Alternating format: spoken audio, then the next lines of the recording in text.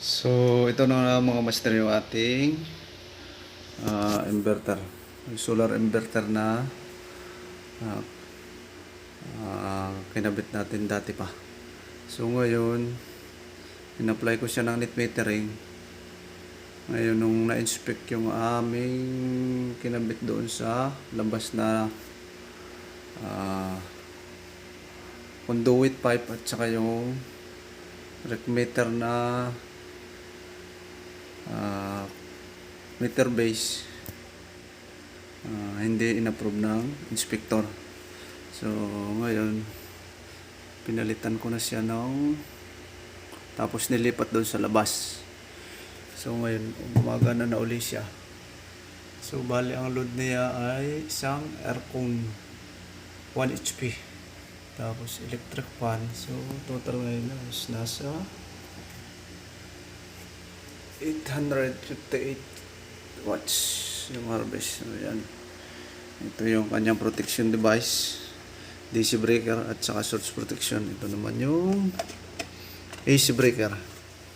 Ayan, bali 5.5 kilowatts yung capacity ng inverter natin.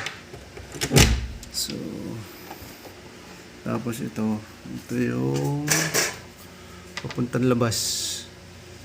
Bali nakatrunking siya pero yung loob dyan may nakalagay dyan conduit pipe. Binalot ko lang ng nilagyan ko lang nito nung trunking aluminum para magandang tingnan. So yan, sa labas. So, ito yan, yan yung conduit pipe na yan. Tapos babaybay si poste.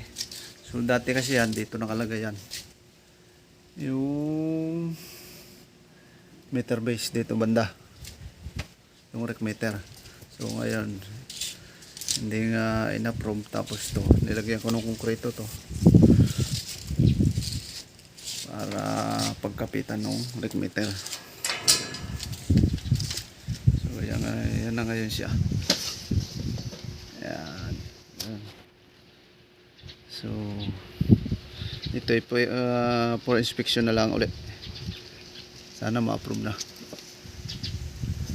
Yun lang mga master. Thank you very much.